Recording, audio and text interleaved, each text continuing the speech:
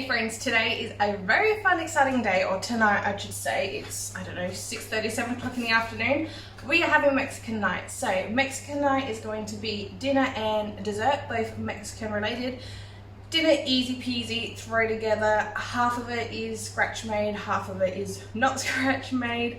The intentions, besides from the tortilla chips, which I learned they're actually relatively easy to do apparently, so if I would have known that, I probably would have attempted it scratch made completely, but we're also on heat stroke and it is hot, so I was going to make a salsa from scratch. I just popped to the shop and got myself a jar of salsa. We're making nacho cheese sauce to drizzle on from scratch, and we're assembling it from scratch.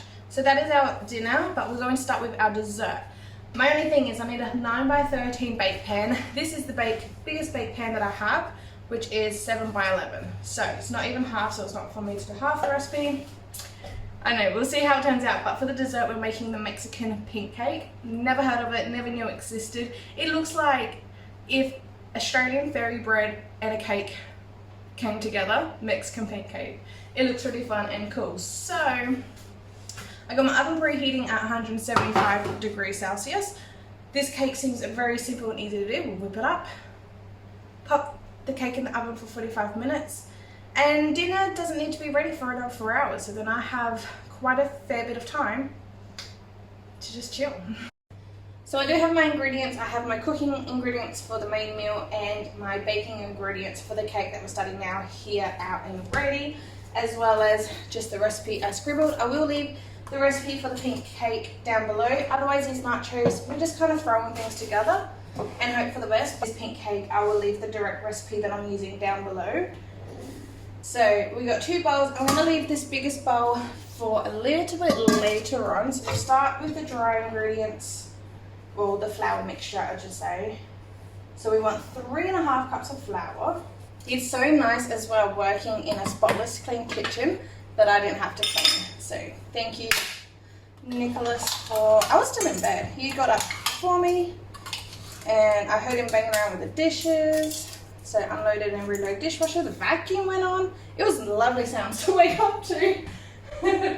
Alrighty, so we got our flour, 3.5 cups of flour. In the bowl we're going to be adding in, we need tablespoons.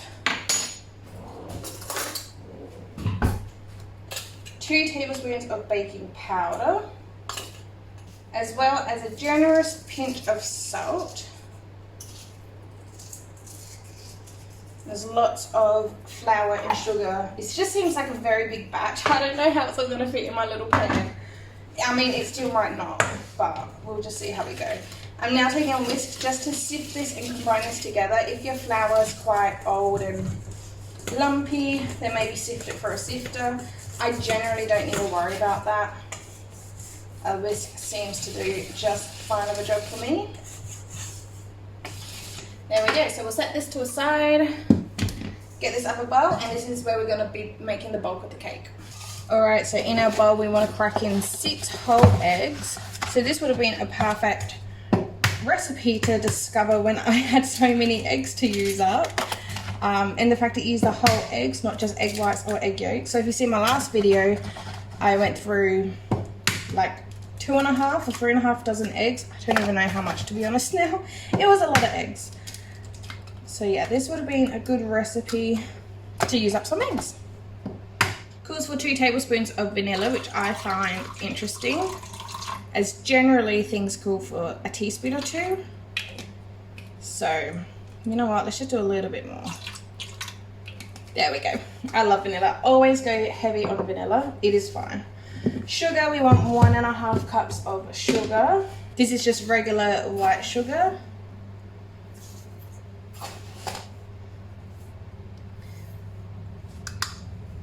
And if you are a follower of mine, you might know that Nick and I are on generally a sugar-free diet, and also when things I make at home. But because it's going to be such a big cake, I'm going to be sharing it around. We're going to invite my mother-in-law for dinner as well tonight, I think. It's kind of like a last-minute thing, so obviously it's up to her if she does or not.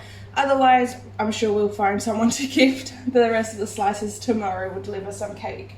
Oh, and zest of an orange. We only want about 2 tablespoons of orange zest. I don't have a zester, so what I'm going to do is use my cheese grater that's in the dishwasher. All right, so I have a box cheese grater. One of those things might be a zester, I'm not sure, but I normally use a fine cheese grater part. What I'm gonna do is just slice it off and we'll just chop it up. This orange smells so good. I'm actually craving this orange all week. It's been sitting there and I'm like, oh. I don't normally buy oranges because normally with the orange tree we got like just over the summer periods just get over oranges. But this smells delicious. That's probably plenty orange. And this I will slice up and have as my snack as soon as it goes into the oven. And I'm just going to stack it and slice it thin. Now this might take me a few minutes, but I'm just going to keep going back and forth, all different angles to get this nice and fine. All right, so this is the orange that we've done together. I just grabbed some more orange from the peel, or from the orange, and that can go into our bowl. Smells so good and refreshing. I'm just going to be setting up my hand mixer. We want to beat this for about 2 minutes before we add in the next lot of ingredients. If you have a stand mixer, that's perfectly fine to use as well.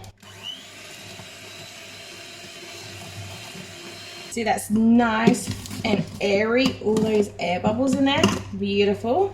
If you were to use food coloring, this is an optional step to add in some yellow food coloring to make the cake look more of a yellow sponge cake appearance. You would add that now. I'm not, because the only food coloring I have is green and red. So, I mean, and it's not something I'm gonna go out to purchase. If I had it, I probably would add it, but yeah, I'm not going to purchase yellow food coloring just for this. I'm sure it'll be fine. I'm now adding 1.5 cups of vegetable oil. So yeah, right now if you're adding the food coloring, you can add it now, and the oil. And we're just going to whip this to combine for about 30 seconds. Now with the flour mix we have, just going to eyeball about half.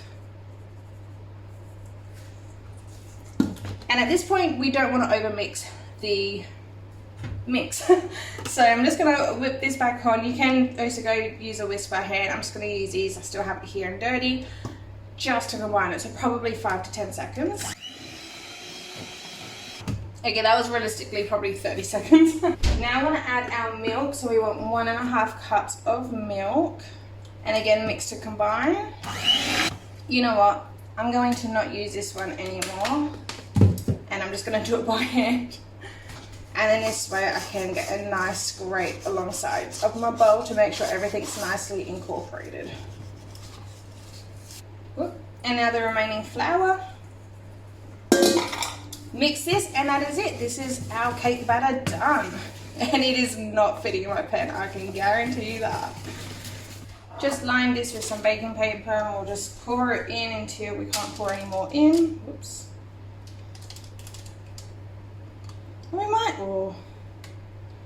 We might be okay. Maybe not. I don't know.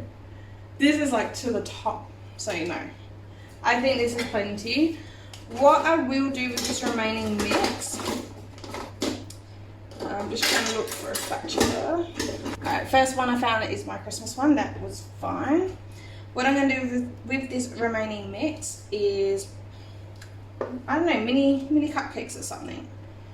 I'll experiment with that after, but first we want this cake in. So this cake isn't as big as it should be, so it's probably not going to take as long to bake. So the recipe says to bake for 45 minutes. I'm going to bake this for, I reckon 35 minutes. We'll come and have a look. I just like to trim off these high corners a bit. I just don't want them burning in the oven. Just going to use this cup measurer and take some out because this is just ridiculously full. Oh no.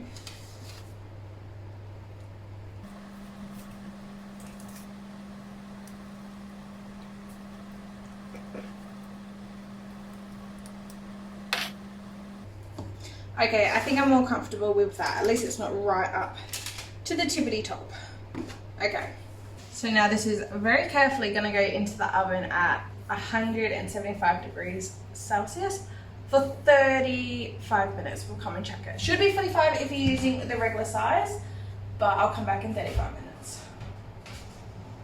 That is still extremely full, so I really hope it's not going to overflow and make a mess in my oven.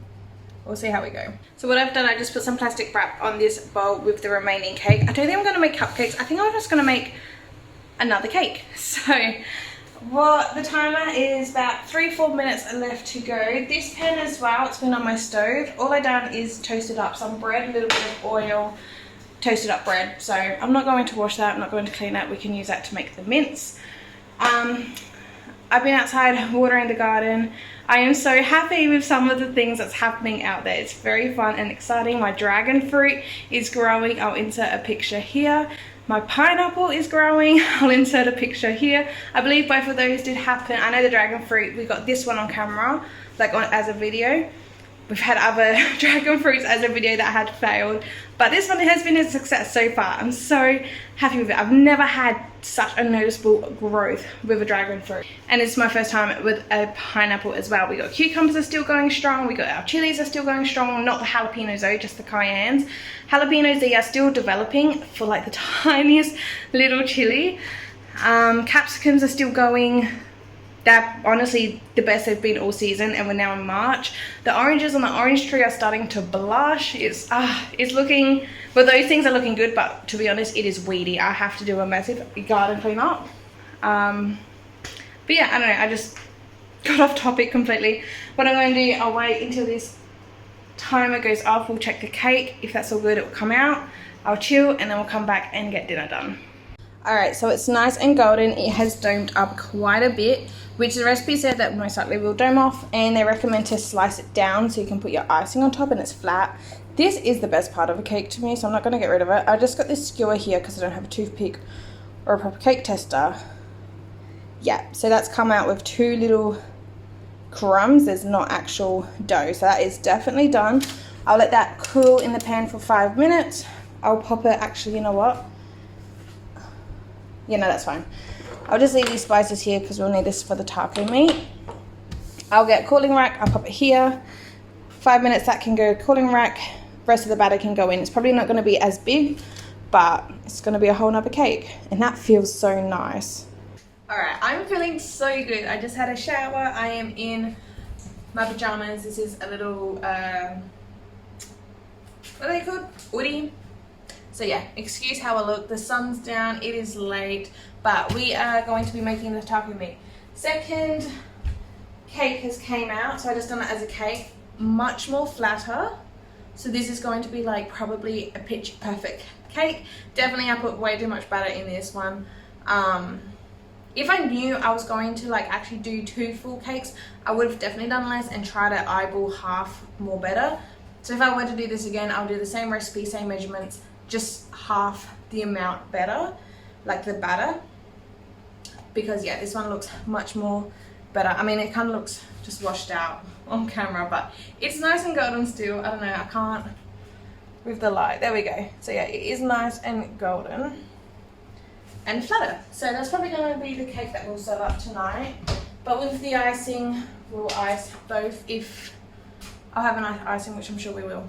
Anyway, so I struggle so much in the heat, so I feel really good cooling down. I got the back door open, I got the bathroom door and window open because it's cooled down now too outside. I was not expecting a cool change. I got 500 grams of beef mince going in my pan. I'm not going to add any extra oils to have like a little bit of oil from when I made some toast earlier. And it's going to be having its fat come out, so no extra oil is needed.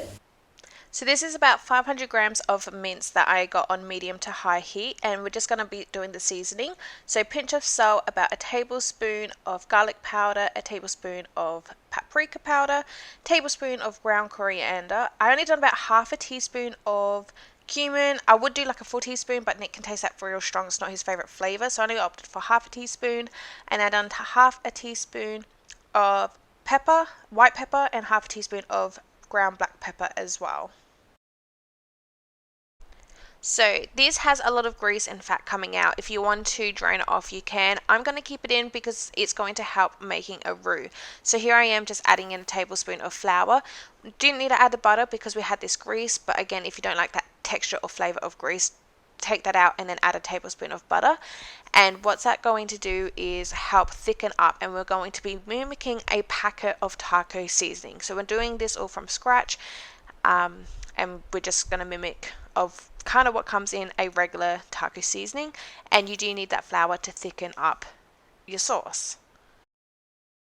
So what a packet of taco seasoning will have, it will have maize flour generally, is the flour that they use that's already in the seasoning. So when you sprinkle that seasoning packet, it's doing the exact same thing, and then that's why you generally want to add in some water. So I'm just going to go ahead and add probably about a third of a cup of water to this mix. Alrighty, so got my cheese grater out of the dishwasher. You guys know, didn't want to do that.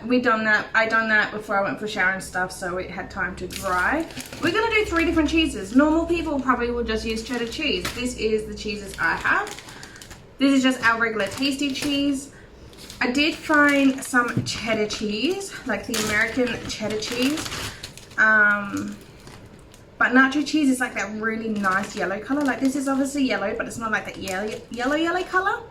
So this is just cheddar cheese. So I thought we'll do half a block of this and a little bit of the cheese I know I like. But just to get more of that color, and I've seen this as well, red Leicester cheese. A girl called Brittany I watch on TikTok. She's from the UK. This is an English cheese, and she has red Leicester cheese on everything. And I really wanted to try it. Nick tried it. It's not his favorite. He loved this cheddar cheese. These cheeses are buy from Aldi, by the way. He loved this. This one, I mean, he liked it, but it wasn't his favorite. Hence why there's not half a block missing already. I just told him I needed at least half of each. So we're going to do a little bit of that into it as well. So I guess that's where we'll start now that this is in my hands. I'm just going to grate the cheeses. We'll grate the cheese that I'll use for this recipe. Alrighty, so a lot more regular cheddar, just a little bit of that red Leicester cheese. I don't even think we'll add in any of the tasty cheese, to be honest. I think this is plenty cheese. This is probably about 2 cups of cheese, like grated cheese if you were like not pack it into the cup measure. So about 2 cups of cheese. I think this will be plenty. So I'll pop that other cheese in the fridge. I've just tasted the cheeses. The cheddar cheese has really nice and creamy and smooth. The red Leicester cheese, that is strong. So I'm probably not going to put in all of that red Leicester cheese that I grated. But what I have now on medium heat, you can't even see, is a big knob of butter. So that's probably about 2 tablespoons of butter. And then we'll do a heat tablespoon of flour to make our roux. So this is more of the traditional roux to start our nacho cheese sauce. Otherwise I got everything else all prepped here. So I think while I wait for that, I'm just going to load up the dishwasher. Once our cheese sauce is done, we can pop the lid on that can wait. And then we can do the icing and ice our cake. Ooh, I can hear it now. So traditionally when it comes to roux, it's equal parts fat and flour, or butter and flour. I personally prefer to do more butter. It's just easier for the flour to whisk in. It doesn't get so lumpy and clumpy. And I haven't noticed it affecting the end result in any way in previous dishes that I've made by adding more butter than flour. So I think it'll be fine. So we just want to cook this for a couple of minutes, and what I'm going to do as well is season this, so this will then turn into a seasoned roux. This is on a medium heat, but I just think seasoning now will be a little bit easier than seasoning later. So I'm going to do a tiny little pinch of salt, because cheese is naturally quite salty, but we want that salt to enhance the flavors. Just a pinch of black pepper, and about a tablespoon, I think, of some garlic powder. Maybe just a heaped teaspoon. And we can whisk that in. I would normally add milk, but I only have a very small amount of milk left, and we need that for our icing for the cake. But I do have some cream, so I'm just going to substitute with some cream.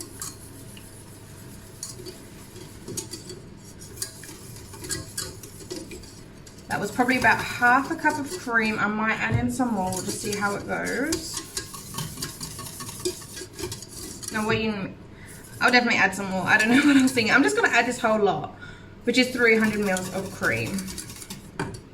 Because even if we have leftover cheese sauce, I'm sure Nick would love it. And he'll make use of it somehow throughout the next few days. I'm also going to add a nice heaped tablespoon of sour cream and get that melted down.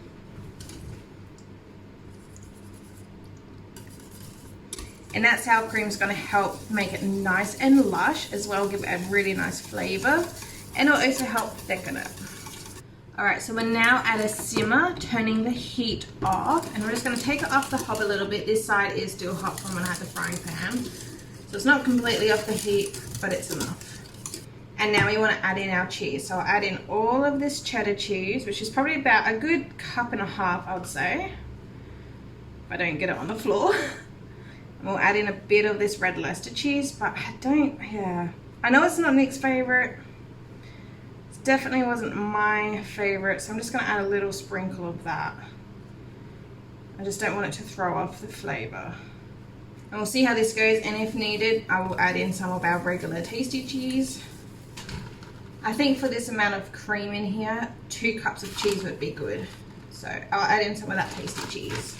I think if we have some of this sauce left over, I might boil up some noodles tomorrow and have a little like mac and cheese. Yum. That's so thick and lush. Alright, so let's switch our focus back to the cake. We want 3.5 cups of icing sugar. I have less than that, I think. Maybe I haven't just enough. I don't know, maybe I shouldn't measure this now, but it's fine. This is what I have left. The recipe calls for though 3.5 cups of icing sugar, 3 drops of pink food coloring, 7 tablespoons of milk, and sprinkles to go on top. I don't have pink, we got red. Just use less of that, should make pink. And I don't know how much milk I'm going to need for this amount. I actually had a bit more milk left than I thought, so maybe I could have used that for the cheese sauce instead, but that's fine. So what I'm going to do is start with the food colouring, because it's the tiniest amount of liquid, and obviously this is completely liquid, will dramatically, change your thickness, your consistency of an icing fast. So I'm not going to measure 7 tablespoons because I might have not enough milk here, but we'll start with that. And I'm just going to mix it with a fork. So you can see that's really red. That's honestly too much, I think.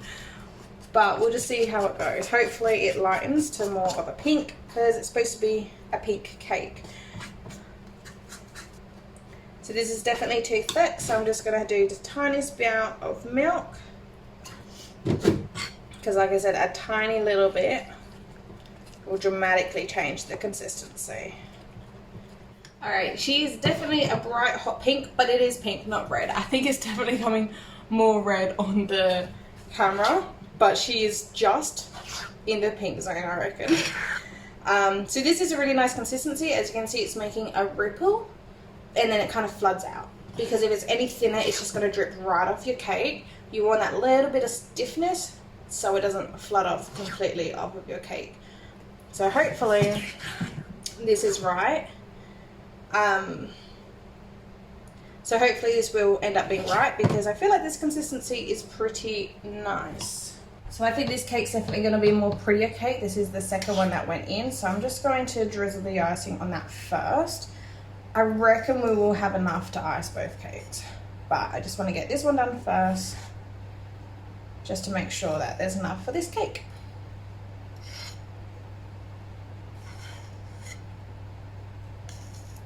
Uh-oh.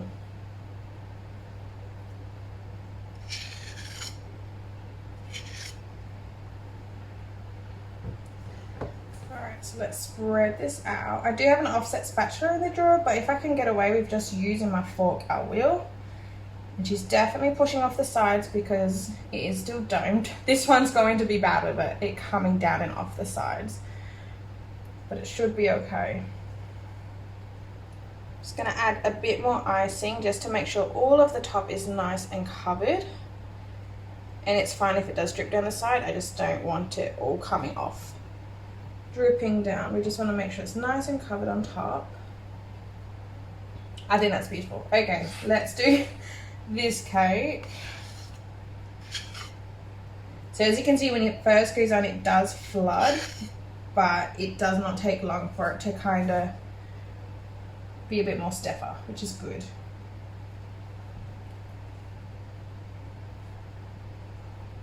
That is so fun, and it's just, I love how it just looks like glass, like it's so shiny.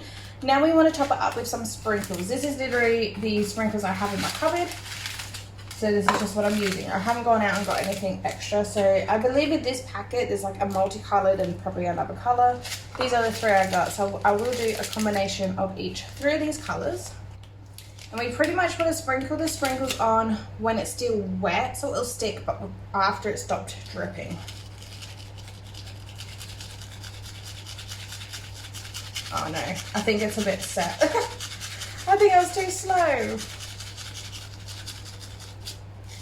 Just kind of rolling off now, ain't it? I might do that. Once I've sprinkled all of them, I'll go around and kind of dab it in a bit. And this is the part to me as well where it's like fairy bread. It's like a yellow cake, which is like a butter. I mean, pink icing's just whatever, tasty. And then the sprinkles, so it's like fairy bread. I don't know. Either way, it's just so fun and colourful. I love it. And now what I'm going to do is just gently, hopefully not leaving any fingerprint marks, but I'll just gently tap these sprinkles in. I mean, the icing's still soft, so I think these will go in. But it would have been better to do it just a smidge beforehand. Just like that. They are absolutely beautiful. Oh my gosh. They are absolutely beautiful. Look at that in the light. Yum. And now the fun part is to selling the nachos. So I'm just using my roaster pan. This is the first time using this. This is my first time using this as something that's not for a roast. Just because I like the size and the depth. So my mother-in-law is coming for dinner. She does not like spice. We have these chili and lime chips. So if it was Nick and I, and we also have these cheesy nacho chips. So if it was Nick and I was just going to completely mix them up. But I'm going to do one chili and lime side and one cheesy nacho side. So I'm just layering half of the cheesy chips on one side and the chili and lime chips to the other side. I kind of done more cheesy, like more closer to 3/4 than just half, just because I know all three of us would eat that side as well. And this is just some regular mild salsa that I just drizzled on. And the toppings I've used is some red kidney beans, some corn, some diced onion. I know it's more authentic or known to use like black beans or something in nachos. I'm not a fan of those, so I just used what I liked, and that was red kidney beans, so I just switched that out for that.